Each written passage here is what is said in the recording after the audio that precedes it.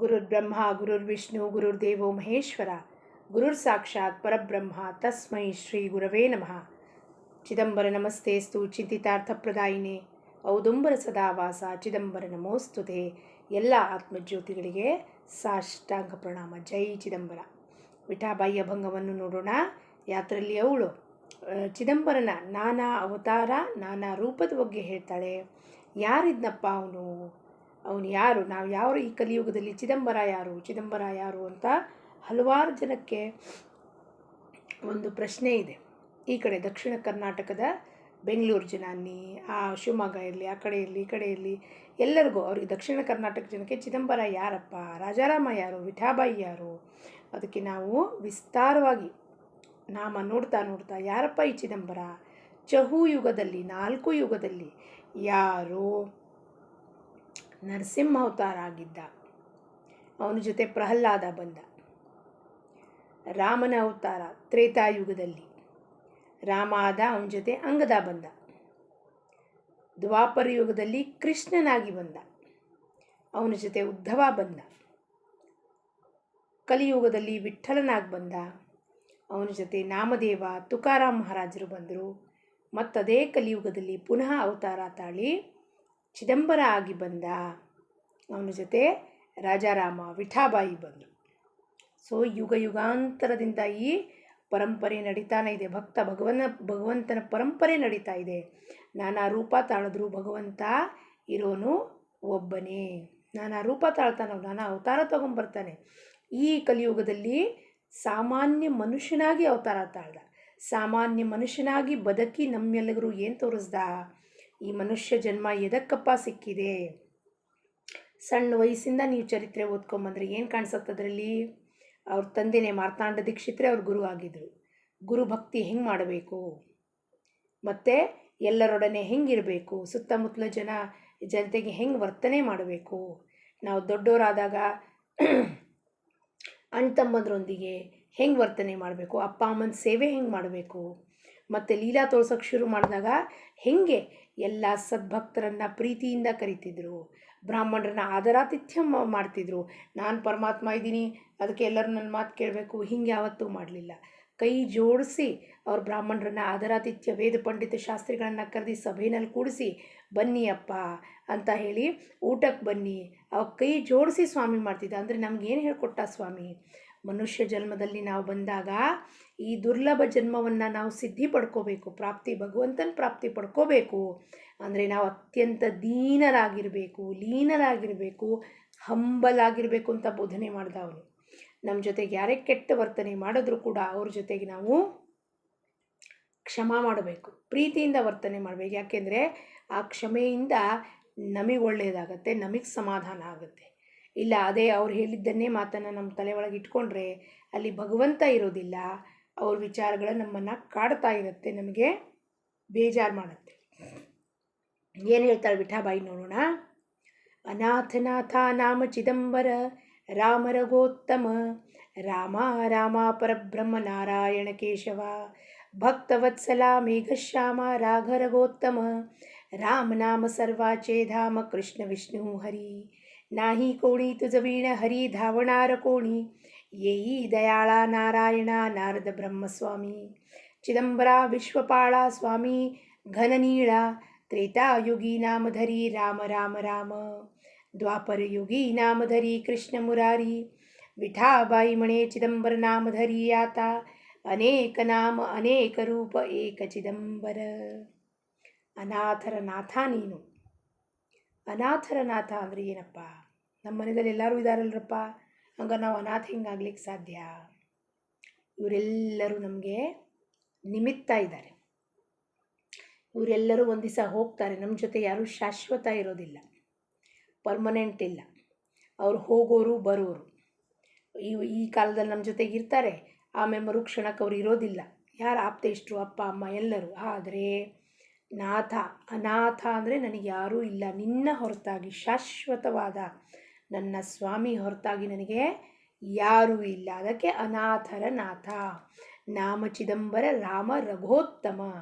ರಾಮ ರಘು ಉತ್ತಮ, ನೀನೇ ಎಲ್ಲರಲ್ಲಿ ಉತ್ತಮ, ರಘೋತ್ತಮ ನೀನು. ರಾಮ ರಾಮ ಪರಬ್ರಹ್ಮ ನಾರಾಯಣ ಕೇಶವ. ನೋಡಿ, ಅಭಂಗದಲ್ಲಿ ಎಷ್ಟು ಬಾರಿ ಭಗವಂತನ ನಾಮ ತಗೊಂಡ್ಯಾರ. ಒಂದು ಅಭಂಗ ಓದಿ ಅದರಲ್ಲಿ ಭಗವಂತನ ನಾಮ ಶ್ರವಣ ಮಾಡಿದ್ರೆ ಸಾಕು, ನಮ್ಮ ಪಾಪಗಳೆಲ್ಲ ಭಸ್ಮೀಭೂತ ಆಗುತ್ತೆ. ರಾಮ ರಾಮ ಪರಬ್ರಹ್ಮ ನಾರಾಯಣ ಕೇಶವ ಎಲ್ಲವೂ ಹೇಳ್ತಾರೆ. ಕೇಶವ, ಗುಂಗುರು ಕೂಲಿರೋದನ್ನು ಕೇಶವ ಅಂತಾರೆ. ಮತ್ತು ನೀರಿನ ಮೇಲೆ ಮಲ್ಕೊಂಡಿರೋಗೆ ನಾರಾಯಣ ಅಂತಾರೆ. ರಾಮ ರಾಮ ಎಲ್ಲ ಪಾಪವನ್ನು ಹೋಗಲಾಡಿಸೋನು ರಾಮ, ಪರಬ್ರಹ್ಮ ವಸ್ತು ಅವನು. ಭಕ್ತವತ್ಸಲ ಮೇಘಶ್ಯಾಮ ರಾಮ ರಘೋತ್ತಮ. ಭಕ್ತವತ್ಸಲನಾಗಿದ್ಯಾ ನೀನು, ಮೇಘಶ್ಯಾಮ. ಹೆಂಗಿದೆಯಪ್ಪ ನಿನ್ನ ಬಣ್ಣ? ಮೇಘಶ್ಯಾಮ, ಮೇಘದಂತೆ ನಿನ್ನ ಬಣ್ಣ ಇದೆ. ಮೇಘಶ್ಯಾಮ ರಾಮ ರಘೋತ್ತಮ. ರಾಮನಾಮ ಸರ್ವಾಚೆ ಧಾಮ, ಕೃಷ್ಣ ವಿಷ್ಣು ಹರಿ. ರಾಮನಾಮ ಎಲ್ಲ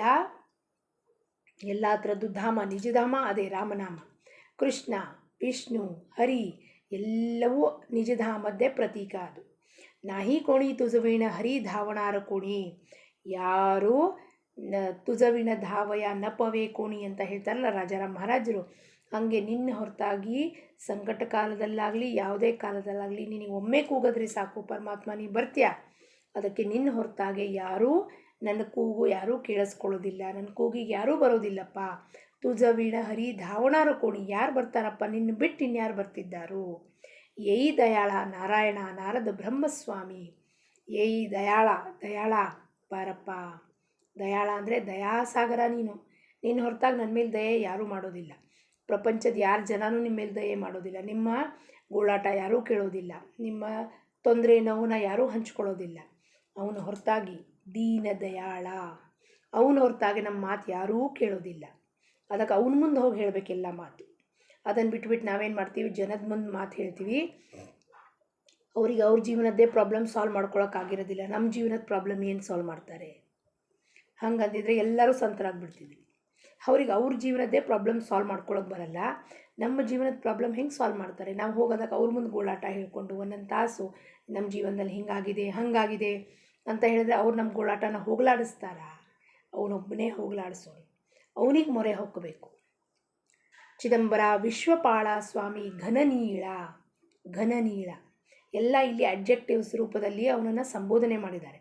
ಚಿದಂಬರ ವಿಶ್ವಪಾಲಕ ನೀನು, ಒಬ್ಬರಿಗಲ್ಲ ಇಡೀ ವಿಶ್ವಕ್ಕೆ ಪಾಲಕ ನೀನು. ಪಾಲಕ ಅಂದರೆ ತಂದೆ ನೀನು, ಒಡೆಯ. ಪಾಲನೆ ಪೋಷಣೆ ಮಾಡೋದು ನಿನ್ನ. ಇಡೀ ವಿಶ್ವ ಅಂದರೆ ಏನು? ಚರಾಚರ ಜೀವ ವಸ್ತುಗೆ ಪಾಲನೆ ಪೋಷಣೆ ಮಾಡುವ ಸರ್ವಕರ್ತ ಧರ್ತ ಪಾಲಕ ನೀನು ಸ್ವಾಮಿ. ಘನನೀಳ ನಿನ್ನ ಬಣ್ಣ ಎಂಥ ವರ್ಣನೆ ಮಾಡಿದ ರೂಪದ್ದು ಅಂದರೆ, ಒಂದು ಕಡೆ ಘನನೀಳ ಅಂತಾರೆ, ಒಂದು ಕಡೆ ಮೇಘಶ್ಯಾಮ ಅಂತಾರೆ, ಒಂದು ಕಡೆ ಕೇಶವ ಅಂತಾರೆ. ತ್ರೇತಾಯುಗಿ ನಾಮಧರಿ ರಾಮ ರಾಮ ರಾಮ. ತ್ರೇತಾಯುಗದಲ್ಲಿ ನೀನು ರಾಮನಾಮ ಧರಿಸಿ ಬಂದೆ. ಆವಾಗ ಆ ಜನ ನಾವೆಲ್ಲರೂ ಆ ಯುಗದಲ್ಲಿದ್ವಿ. ನಾವು ಅವಾಗ ಯಾವ ನಾಮ ಜಪಿಸ್ತಿದ್ವಿ? ರಾಮ ರಾಮ ರಾಮ ರಾಮ ಅಂತ ಜಪಿಸ್ತಾ ಇದ್ವಿ. ದ್ವಾಪರಯುಗಿ ನಾಮಧರಿ ಕೃಷ್ಣ ಮುರಾರಿ. ದ್ವಾಪರಯುಗದಲ್ಲಿ ಕೃಷ್ಣ ನಾಮದಿಂದ ಬಂದೆ ಅವತಾರ ತಾಳಿ. ಎಲ್ಲರೂ ಅವಾಗ ಕೃಷ್ಣ ಕೃಷ್ಣ ಕೃಷ್ಣ ಮುರಾರಿ, ಮಾಧವ್ ಗೋವಿಂದ, ಮಾಧವ್ ಅಂತ ಹೀಗೆಲ್ಲ ಕರಿತಿದ್ರು ಕೃಷ್ಣನಿಗೆ. ಆ ಯುಗದಲ್ಲಿ ನಾವೆಲ್ಲರೂ ಕೂಡ ಅದೇ ನಾಮವನ್ನು ಜಪಿಸಿದ್ದೀವಿ. ವಿಠಾಬಾಯಿ ಮೊಣೆ ಚಿದಂಬರ ನಾಮ ಧರಿ ಆತ. ಅನೇಕ ನಾಮ ಅನೇಕ ರೂಪ ಏಕ ಚಿದಂಬರ. ಈ ಕಲಿಯುಗದಲ್ಲಿ ವಿಠಲ ನಾಮದಲ್ಲಿ ವಿಠಲ ವಿಠಲ ಅಂದ್ಕೊಂಡು ಬಂದ್ವಿ ನಾವು. ಅದಕ್ಕೆ ಇವತ್ತು ವಿಠಲನ ವಿಡಿಯೋ ಯಾವ್ದಾದ್ರು ನೋಡಿದ್ರೆ ನಮ್ಮ ಬಾಯಲ್ಲಿ ತಾನಾಗಿ ತಾನು ವಿಠಲ ಅಂತ ಬರುತ್ತೆ. ನೀವು ಎಷ್ಟೇ ಬಾಯಿ ಕಟ್ಟು ಹಾಕಿದ್ರೂ ವಿಠಲ ತಾಂತಾನೆ ಬರುತ್ತೆ. ಅದಕ್ಕೆ ಎಲ್ಲ ಯುಗದಲ್ಲೂ ನಾವಿದ್ವಿ. ಎಲ್ಲ ಯುಗದಲ್ಲೂ ಪರಮಾತ್ಮನ ಜೊತೆ ಏನಾರು ಆಗಿ ಅವತಾರ ತಾಳಿ ನಾವು ಕೂಡ ಬಂದಿದ್ದೀವಿ. ಅದನ್ನು ನಾವು ಅರಿತ್ಕೋಬೇಕು. ನಾವಿಲ್ಲಿ ಈ ಭವಸಾಗರದಲ್ಲಿ ಸಿಕ್ಕಾಕೊಂಡು ಅಳಕ್ಕೆ ಗೋಳಾಡಕ್ಕೆ ಬಂದಿಲ್ಲ. ಭಗವಂತನ ಜೊತೆ ಇದ್ದು ಆನಂದವನ್ನು ಪಡ್ಕೊಂಡು ಆನಂದವನ್ನು ಹಂಚಕ್ಕೆ ಬಂದಿದ್ದೀವಿ. ಅದಕ್ಕೆ ವಿಠಾಬಾಯಿ ಅಂತಾಳೆ, ಈ ಕಲಿಯುಗದಲ್ಲಿ ಚಿದಂಬರ ನಾಮದಿಂದ ನೀ ಬಂದಿದ್ಯಾ. ಅನೇಕ ನಾಮ ನೋಡಿದೆ ನಾನು, ಅನೇಕ ರೂಪ ನೋಡಿದೆ. ರಾಮನ ಕಾಲದಲ್ಲಿ ಬಿಲ್ಲುಬಾಣ ಹಿಡ್ಕೊಂಡ್ಬಂದೆ, ಕೃಷ್ಣನ ಕಾಲದಲ್ಲಿ ವೇಣುನಾದ ಮಾಡಿದೆ. ವಿಠಲ ರೂಪದಲ್ಲಿ ಬಂದಾಗ ಮೌನನಾಗಿ ನೀನು ಸೊಂಟದ ಮೇಲೆ ಕೈ ಇಟ್ಕೊಂಡು ನಿಂತಿದ್ದೆ. ಅನೇಕ ರೂಪದಲ್ಲಿ ಬಂದೆ. ಈ ಯುಗದಲ್ಲಿ ಬಂದಾಗ ಹೆಂಗಪ್ಪ ಗುಂಡಿದರ ಹಿಡ್ಕೊಂಡು ಹೀಗೆ ಬಂದಿದ್ದೆ ಆಶೀರ್ವಾದ ಮಾಡಲಿಕ್ಕೆ. ಚಿದಂಬರ ಆದರೆ ಎಲ್ಲ ರೂಪದಲ್ಲೂ ಒಬ್ಬನೇ ನೀನಿರೋದು ಚಿದಂಬರ. ಏನಪ್ಪ ಚಿದಂಬರ ಅಂದರೆ ನಾಮದ ಅರ್ಥ ಶುದ್ಧ ಜ್ಞಾನ. ಆ ಶುದ್ಧ ಜ್ಞಾನವೇ ನಿರಾಕಾರ, ನಿರಾಕಾರ, ಸಚ್ಚಿದಾನಂದ, ಸನಾತನ. ಚಿದಂಬರ ಅಂದರೆ ಶುದ್ಧ ಜ್ಞಾನ. ಆ ಶುದ್ಧ ಜ್ಞಾನ ಒಂದು ರೂಪ ತಾಳಿ ಆಕಾರ ತಗೊಂಡು ಅವತಾರ ತಗೊಂಡು ಬಂದ. ಅವನು ಚಿದಂಬರ ಅಂತಲೇ ಹೆಸರಿಟ್ಕೊಂಡು ಬಂದ. ಭೂಮಿ ಮೇಲೆ ಬಂದು ಎಲ್ಲರನ್ನು ಉದ್ಧಾರ ಮಾಡ್ದ. ಭಕ್ತರನ್ನು ಮುಂದೆ ತಂದು ತೋರಿಸ್ದ, ನೋಡಿ ಇವರಿಂಥ ಭಕ್ತರನಿಗೆ ಶರಣು ಹೋಗ್ರಿ. ಅವಾಗ ನನ್ನ ಹತ್ರ ಏನೂ ಇಲ್ಲ ಅಂತ ಹೇಳ್ದ ಅವನು. ಅದನ್ನು ಜನ ನಂಬಿಬಿಟ್ರು. ನನ್ನ ಹತ್ರ ಏನೂ ಇಲ್ಲ ನೋಡ್ರಿ ಅಂದಾಗ, ಯಾಕಪ್ಪ ಅವನನ್ನು ಅವನು ಕೆಳಗಿಟ್ಕೊಂಡು ಭಕ್ತರನ್ನು ಮುಂದೆ ಮಾಡ್ದ. ರಾಜಾರಾಮಕ್ಕೆ ಶರಣ ಹೋಗ್ರಿ, ಮಿಠಾಬಾಯಿಗೆ ಶರಣ ಹೋಗ್ರಿ, ವಿಧವಾ ಇಂದುಬಾಯಿಗೆ ಶರಣ ಹೋಗ್ರಿ, ಅಕ್ಕವ್ವ, ನೀಲವ್ವ, ನಾಮ, ಭಾಮ, ನಾನ ಆಮೇಲೆ ಭಾಮ, ಎಲ್ಲರಿಗೂ ಶರಣು ಹೋಗ್ರಿ ಅಂದ. ಯಾಕೆ? ತನ್ನನ್ನು ತಾನು ಹಿಂದಿಟ್ಕೊಂಡ. ಯಾವಾಗಲೂ ನಾವು ಯಾವಾಗಲೂ ನಮ್ಮನ್ನು ನಾವು ಹಿಂದಿಟ್ಟುಕೊಂಡು ಯಾರು ಒಳ್ಳೆ ಕೆಲಸ ಮಾಡ್ತಾರೋ ನಮ್ಮ ಮುಂದೆ ತಂದಾಗ ನಮ್ಮ ಉತ್ತರೋತ್ತರ ಅಭಿವೃದ್ಧಿ ಆಗತ್ತೆ. ಯಾಕಪ್ಪ? ನಾವು ಎಷ್ಟು ಕೆಳಗೆ, ಎಷ್ಟು ದೀನರಾಗಿರ್ತೀವೋ ಅಷ್ಟು ಭಗವಂತನ ಹತ್ತಿರ ಇರ್ತೀವಿ. ನಾವು ಎಷ್ಟು ನಾನು ನಾನು ನಾನು ನಾನು ಅಂತೀವೋ ಅಷ್ಟು ನಾವು ಪ್ರಪಂಚದಲ್ಲಿ ಕೊಚ್ಕೊಂಡು ಹೋಗ್ತೀವಿ, ಭಗವಂತನಿಂದ ದೂರ ಆಗಿ ಹೋಗ್ತೀವಿ. ನಾವು ಎಷ್ಟು ನಾನು ನಾನು ನಾನು ಮಾಡಿದೆ, ನಾನು ಹೇಳಿದೆ, ನಾನು ಕರ್ಕೊಂಡೋದೆ ಅವರಿಗೆ, ಅದು ಅಲ್ಲ. ನಾವು ಎಷ್ಟು ದೀನರಾಗ್ತೀವೋ, ಎಷ್ಟು ಹಂಬಲ್ ಆಗ್ತೀವೋ, ಎಷ್ಟು ಸಣ್ಣೋರಾಗ್ತೀವೋ ಅಷ್ಟು ನಾವು ಅವನ ಹತ್ರಕ್ಕೆ ಇರಲಿಕ್ಕೆ ಸಾಧ್ಯತೆ ಇರುತ್ತದೆ. ಮಿಠಾಬಾಯಿ ಚರಣಕ್ಕೆ ಅಭಂಗವನ್ನು ಅರ್ಪಿಸುತ್ತಾ ಲೋಕ ಸಮಸ್ತ ಸುಖಿನೋ ಭವಂತು. ಜೈ ಚಿದಂಬರ.